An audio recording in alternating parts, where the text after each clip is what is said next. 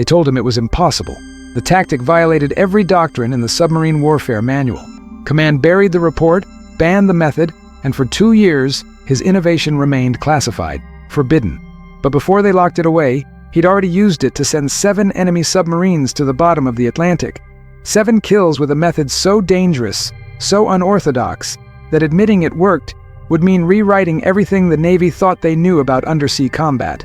Lieutenant Commander Marcus Webb stood in the control room of the USS Barracuda on a frozen February morning in 1943.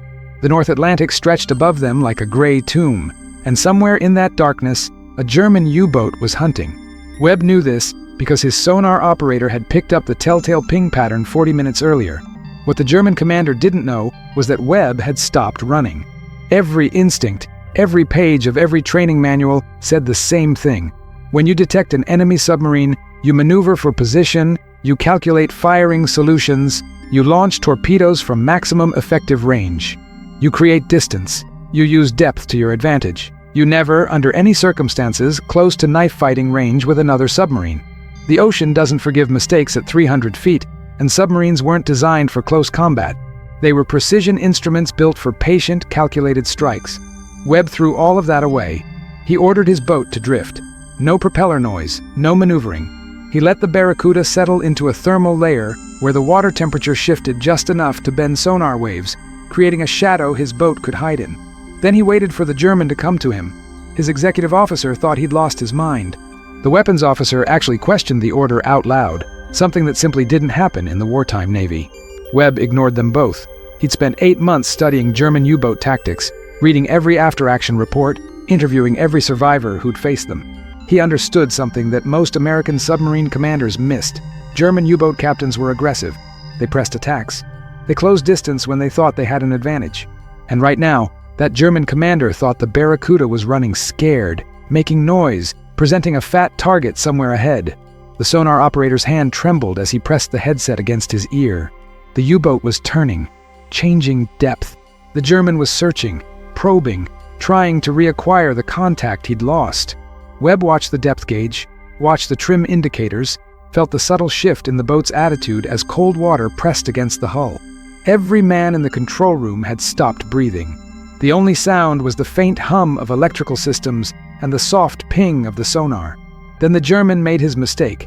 He went active. The U-boat's sonar sent out a powerful pulse, a desperate attempt to locate the American submarine. The sound echoed through the Barracuda's hull like a hammer strike, and in that moment, Webb had him. Active sonar was a beacon. It gave away position, bearing, and depth. The German commander had just told Webb exactly where he was. Webb's order came out calm and quiet. "Helm, come right to bearing 270. Make your depth 200 feet, all ahead 1/3. The Barracuda turned like a shark scenting blood. The maneuver was gentle, precise, calculated to minimize noise. They weren't running to a firing position. They were moving into an intercept course. Webb was bringing his submarine directly toward the enemy, bow to bow, closing the distance to less than 400 yards. The weapons officer finally understood what Webb was doing, and the color drained from his face. At 400 yards, there was no margin for error. If the German fired first, if their torpedo ran hot and true, the Barracuda would have perhaps 8 seconds to react. 8 seconds to evade a weapon traveling at 46 knots through water. 8 seconds to avoid catastrophic failure of the pressure hull, the flooding of compartments, the terrible implosion that would crush 63 men into paste. But Webb had counted on something else. At 400 yards, the German wouldn't fire. Not yet. He'd still be trying to understand what he was seeing on his sonar. The contact would be confusing, impossible. American submarines didn't charge. They didn't close to point-blank range. The German commander would hesitate, would second-guess, would waste precious seconds trying to reconcile what his instruments told him with what his training said was possible. Those seconds were all Webb needed. Firing point procedures. Tube 1. Target bearing 270, range 400 yards, depth 180 feet. The weapons officer repeated the solution, hands moving across the torpedo data computer with practiced efficiency. The Mark 14 torpedo in Tube 1 was already set, already primed. "Solution ready," the officer reported, his voice tight with controlled fear. "Fire 1." The Barracuda shuddered as compressed air launched the torpedo. 21 feet of steel and high explosive left the tube at 46 knots, running straight and true. At 400 yards, the torpedo had exactly 17 seconds of runtime. Webb counted them off in his head while watching the sonar display. The German boat was turning now, the captain finally realizing the danger, finally understanding that he'd been outmaneuvered. But turning a submarine takes time. The U-boat was still presenting its bow, still vulnerable. 17 seconds became 16, 15, 14. The sonar operator suddenly shouted a warning. The German had fired. A torpedo was in the water, running toward them. Webb had anticipated this. He'd planned for it. Helm, emergency dive. Make your depth 350 feet. Right full rudder. The Barracuda's bow pitched down sharply as the diving planes bit into the water. The German torpedo would track where they'd been, not where they were going. The dive and turn would take them out of its projected path, but it would be close. Terrifyingly close. 10 seconds. 9. 8. The explosion came at 7 seconds. The sound of the torpedo hitting the U-boat was like nothing else in the world. Metal shrieking. The sharp crack of the hull breaching. The deep, rumbling roar of water flooding into pressurized compartments. The concussion wave hit the Barracuda 3 seconds later, a physical blow that rattled equipment and threw men against bulkheads. The German torpedo passed overhead, missing by less than 40 feet, its propeller noise fading as it ran wild into empty ocean. Webb allowed himself one deep breath. Then he ordered the boat back to periscope depth. When they surfaced 90 minutes later, there was nothing. No debris field. No survivors. The U-boat had gone down in water too deep for wreckage to surface. 700 feet of black Atlantic had swallowed it whole. Somewhere down there, German sailors were drifting in the dark, their boat a crushed cylinder of steel surrounding bodies that would never be recovered. That was March 1943. Webb used the same tactic twice more before the end of that patrol. Both times, he closed to less than 500 yards. Both times, he fired before the enemy could react. Both times, German submarines went down with all hands. When the Barracuda returned to port, Webb filed his after-action report with clinical precision. He detailed the tactic, explained the doctrine behind it, provided mathematical proof that closing to extreme close range actually increased kill probability while reducing the enemy's reaction time. The Navy's response was immediate and absolute. They classified the report at the highest level. They convened a board of inquiry. They questioned Webb's judgment, his adherence to established doctrine, his respect for proper submarine warfare procedures. The tactic was too dangerous, they said, too unpredictable. It relied on the enemy making mistakes. It put American boats and American crews at unacceptable risk. The fact that it had worked 3 times was irrelevant. Warfare wasn't about individual success. It was about repeatable, reliable procedures that could be taught and standardized. They banned the tactic. Direct order.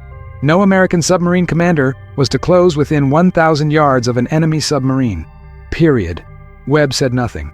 He took the reprimand, accepted the censure, and went back to sea. Over the next 14 months, he sank 4 more U-boats using the exact same method. He simply stopped reporting it. The after-action reports described conventional attacks, standard firing solutions, textbook approaches.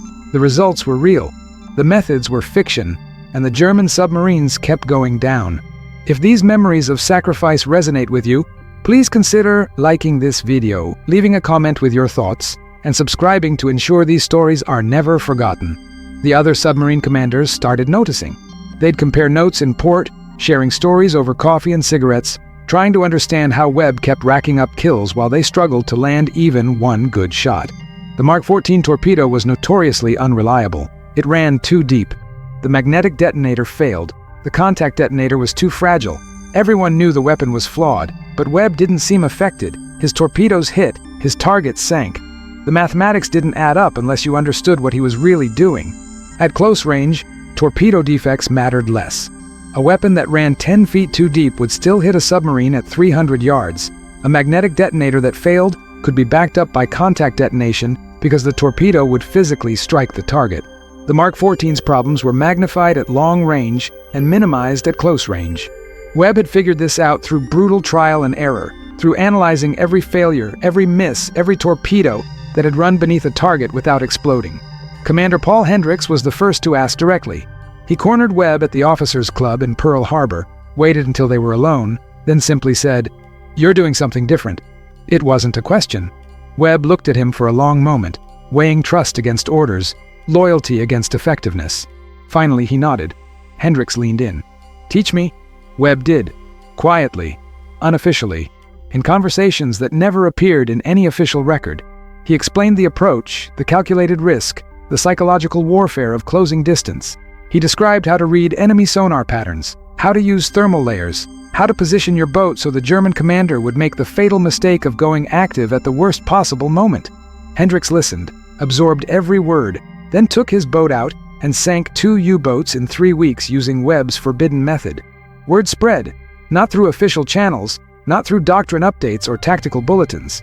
It spread the way real knowledge always spreads in combat, quietly, between trusted men, in moments of absolute honesty.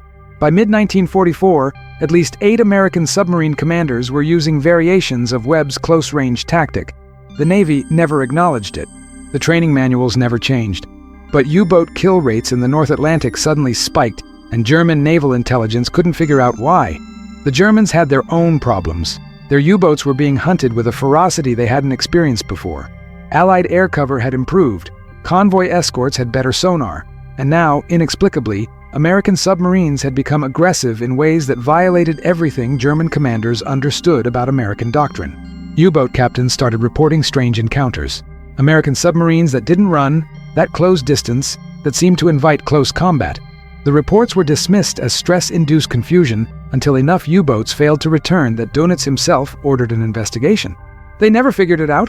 The tactic was too simple, too direct. It didn't rely on technology or special equipment. It was just a different approach to geometry and timing, backed by a willingness to accept risk that German doctrine hadn't anticipated. By the time German tactical analysts even began to understand what was happening, the war had shifted. The U-boat threat was declining. Allied dominance in the Atlantic was nearly complete. Webb's 7th kill came in January 1945. The U-boat was running on the surface, trying to make time, charging batteries. The Barracuda spotted it at dusk, just enough light to make out the silhouette against the horizon.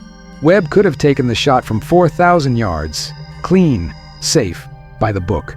Instead, he closed to 200 yards, surfaced directly astern, and put a single torpedo into the U-boat's engine room before the German crew even realized they were under attack.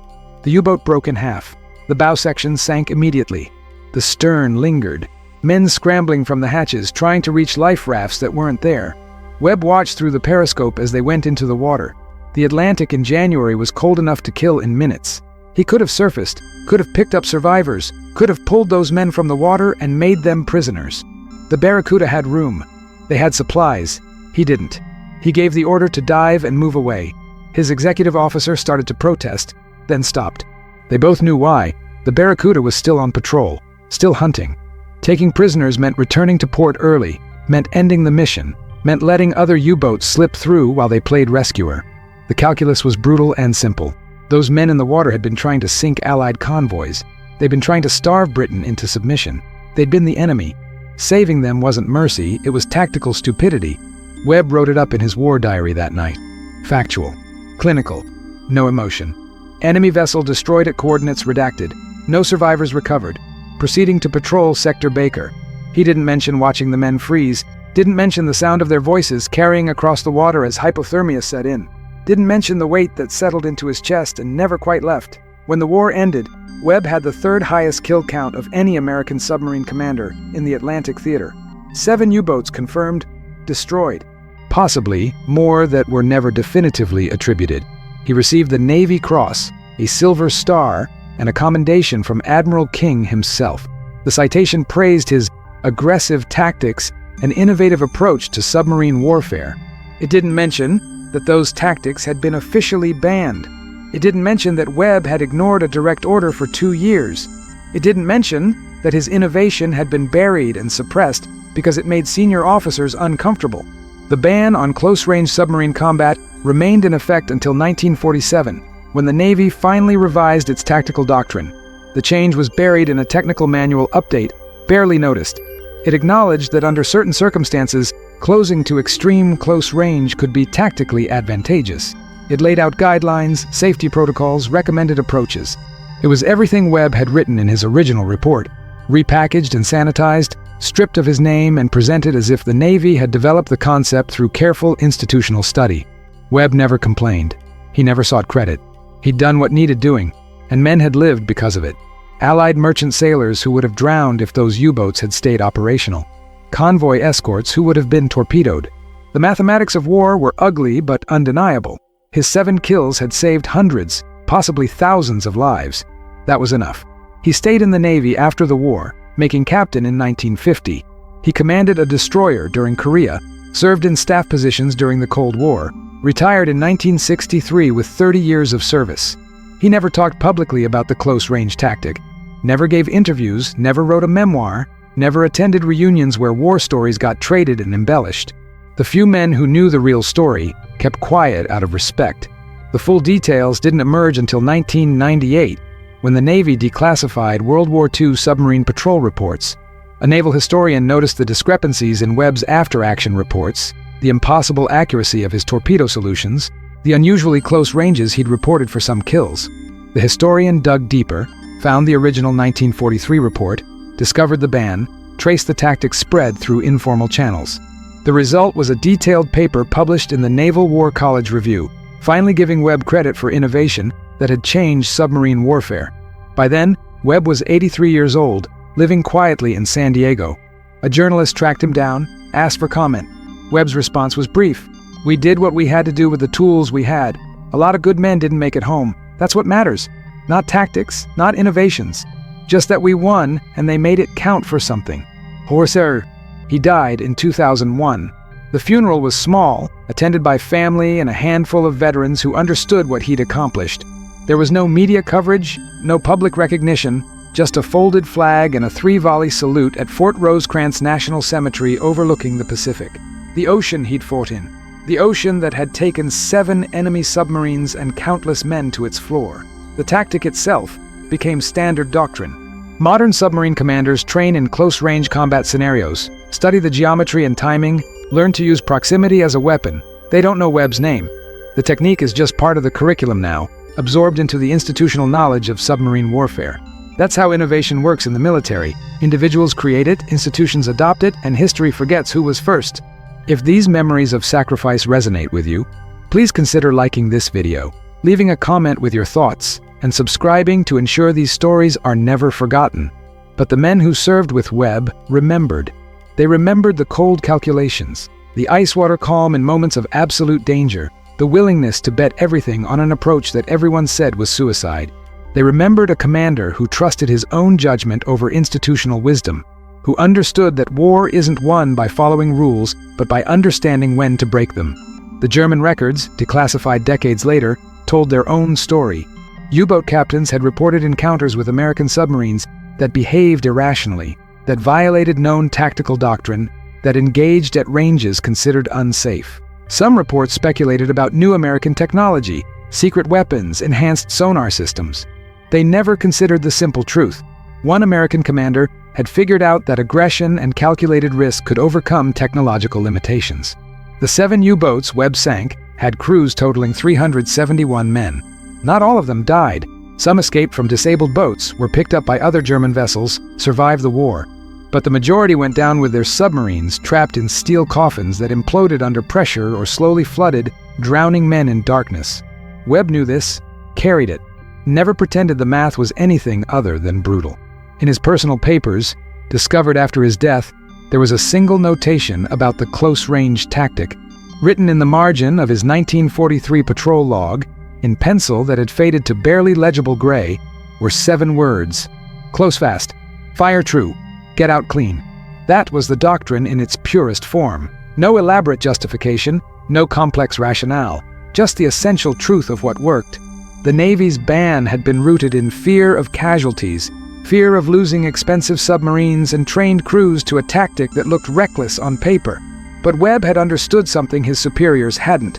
In submarine warfare, the side that fires first almost always wins. Range doesn't matter if you miss. Safety doesn't matter if you can't hit the target. The Mark 14 torpedo's defects had forced American submarines to fight with one hand tied behind their backs, unable to rely on long-range shots that should have worked but didn't. Webb's solution was to eliminate range from the equation entirely. Get close enough that the torpedo can't miss. Accept the risk, trust your crew, execute. It worked, because Webb never asked his men to do anything he wasn't willing to do himself. He stood in the control room for every approach, making decisions in real time, absorbing the same risk as the youngest sailor aboard. That kind of leadership creates trust, and trust creates combat effectiveness in ways that doctrine never can. His crew followed him into situations that should have gotten them killed, because they believed he understood the odds better than anyone else. They were right. Webb had studied the mathematics of submarine combat with obsessive detail. He knew torpedo run times to the second. He knew how long it took to flood tubes, to calculate firing solutions, to execute emergency maneuvers. He knew the performance characteristics of every U-boat type Germany deployed. And he knew that German commanders were trained to fight at medium range, where their boats had advantages in speed and maneuverability. Bringing the fight to close range negated those advantages and played to American strengths: better fire control systems, more reliable depth keeping, crews trained in damage control to a degree the Germans never matched. The fourth kill had been the most dangerous. The U-boat had detected the Barracuda early, managed to fire first. Webb had counted on that, had deliberately presented a firing solution that looked perfect but required the German torpedo to travel 900 yards. 900 yards meant 20 seconds of run time. Webb used 18 of those seconds to maneuver into a firing position of his own, then put 2 torpedoes into the U-boat before diving deep and turning hard. The German weapon passed overhead with less than 30 feet of clearance. The explosion of the U-boat came seconds later, the concussion so violent it damaged the Barracuda's sonar array and cracked a gasket in the hydraulic system.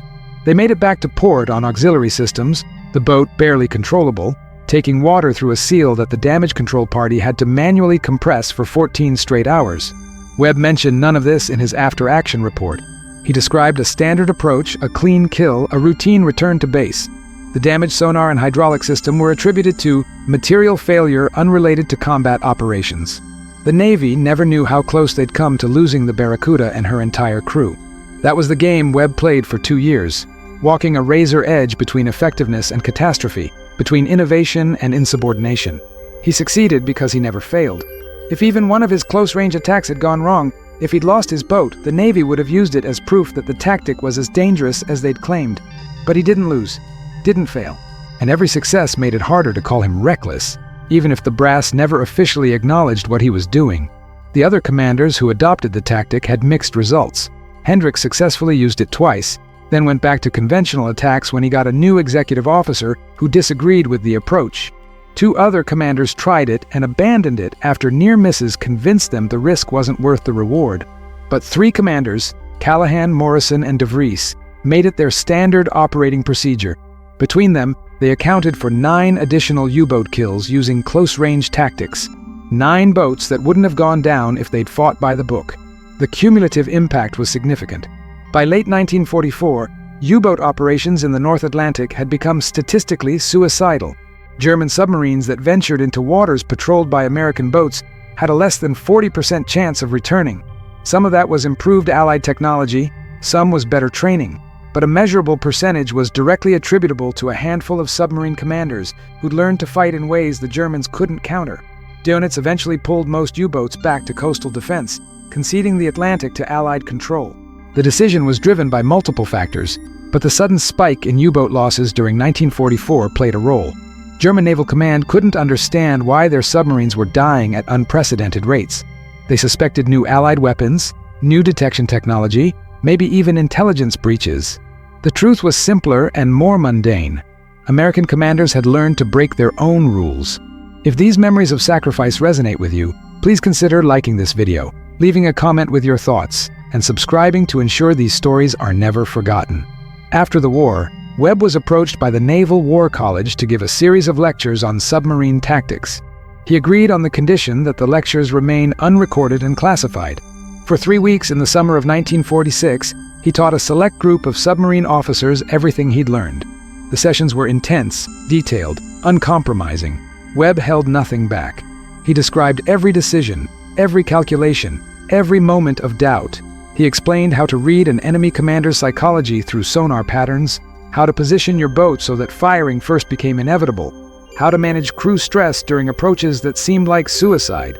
The officers who attended those lectures went on to become the core of America's Cold War submarine force. They carried Webb's lessons into a new era of underwater warfare, adapting the principles to nuclear submarines, guided torpedoes, and Soviet adversaries. The close-range mentality, the willingness to press attacks to close distance, to accept calculated risk, became embedded in American submarine culture. It's still there today, a legacy that traces back to a lieutenant commander who refused to accept that the rules couldn't be broken.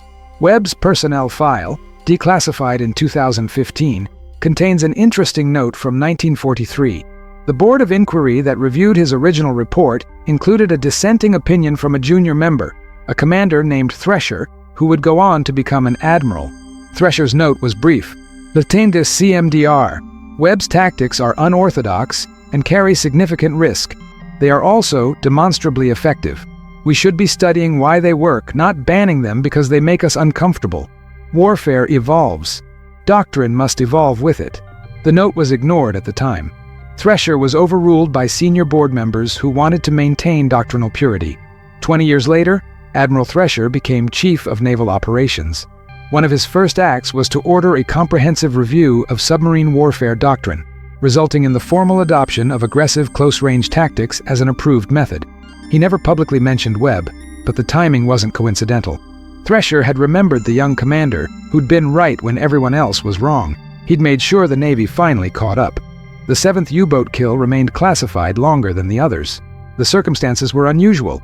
The engagement took place in disputed waters, during a period when Germany was trying to negotiate through back channels. The U-boat Webb destroyed had been carrying documents related to potential surrender terms, trying to establish contact with Allied representatives through neutral intermediaries. Webb had no way of knowing this. His orders were to sink enemy submarines on sight. He followed those orders. When the details emerged during post-war intelligence review, there was brief discussion of whether Webb should have been informed about the diplomatic situation. The discussion went nowhere. Operational commanders don't receive diplomatic briefings mid-patrol. The U-boat had been a legitimate military target. The kill was justified. But the incident illustrated the complexity of warfare. Sometimes doing exactly what you're ordered to do has consequences beyond the immediate tactical result. Webb never learned about the documents. The information remained classified until long after his death. It's unclear whether knowing would have changed his perspective. He'd made his peace with the moral weight of submarine warfare early on, accepting that the decisions came with permanent consequences. Adding diplomatic complications to the existing burden of 371 dead men wouldn't have made the weight significantly heavier. His wife once asked him, years after the war, if he ever regretted the lives he'd taken. Webb's answer was recorded in a private letter discovered in her effects. Every one of them. But regret doesn't change necessity. We were at war. They were trying to kill us and everyone we were protecting. I did what had to be done and I'd do it again, and I'd still regret every single one of them. That's the price of command. That perspective, holding both necessity and regret simultaneously, accepting the burden without seeking absolution, defined Webb's character. He never tried to justify his actions through patriotic rhetoric or moral superiority. He simply acknowledged that war creates impossible situations that demand impossible choices. You make the choice. You live with it. You don't ask for understanding or forgiveness because neither changes what was done. The Barracuda itself survived the war, was decommissioned in 1946, and eventually scrapped in 1950. Parts of the submarine were salvaged, including the brass plaque from the control room that listed the boat's kills. That plaque was kept by the Navy, displayed briefly at the Submarine Force Museum, then moved to storage when the exhibit was updated. It resurfaced during a 2019 inventory, was cleaned and restored, and is now part of a permanent exhibit on World War II submarine warfare. The plaque lists 7 kills, no names, no dates, just 7 U-boat silhouettes engraved in brass. Visitors who see it don't know the story behind those silhouettes. Don't know about the forbidden tactic, the official ban, the 2 years of ignoring orders to achieve results the Navy couldn't officially acknowledge. The plaque is just another artifact, interesting but not exceptional, one small piece of a much larger story. That's probably how Webb would have wanted it. He never sought recognition, never built a legend around his accomplishments. He did the work, achieved the results, and let history decide what mattered. In his view, the only thing that mattered was that the men under his command came home. The U-boats stopped sinking Allied ships, and the war ended with the right side victorious. The final assessment of Webb's career, written by Admiral King himself, contains a single sentence that captures everything. Commander Webb exemplifies the principle that warfare rewards those who understand when doctrine serves the mission and when the mission requires new doctrine. It's a bureaucratic way of saying Webb was right to break the rules. The sentence was buried in a routine fitness report, never highlighted, never quoted in official histories. But it's there, part of the record, quiet acknowledgement that sometimes the system needs people who refuse to accept its limitations. Webb's legacy isn't in the kills or the tactics or the innovation. It's in the principle that effectiveness matters more than compliance, that winning requires understanding when to follow the rules and when to write new ones. That principle lives on in every submarine that closes to engagement range, in every commander who trusts instinct over doctrine, in every decision to press an attack when the book says to hold back. 7 U-boats went down because one man refused to accept that the way things had always been done was the only way to do them. 7 boats carrying hundreds of men who never made it home. The math is brutal, the morality complex, the legacy enduring. In the end, that's what war leaves behind. Difficult truths, impossible choices, and the knowledge that sometimes doing the right thing means carrying the weight of what you've done for the rest of your life.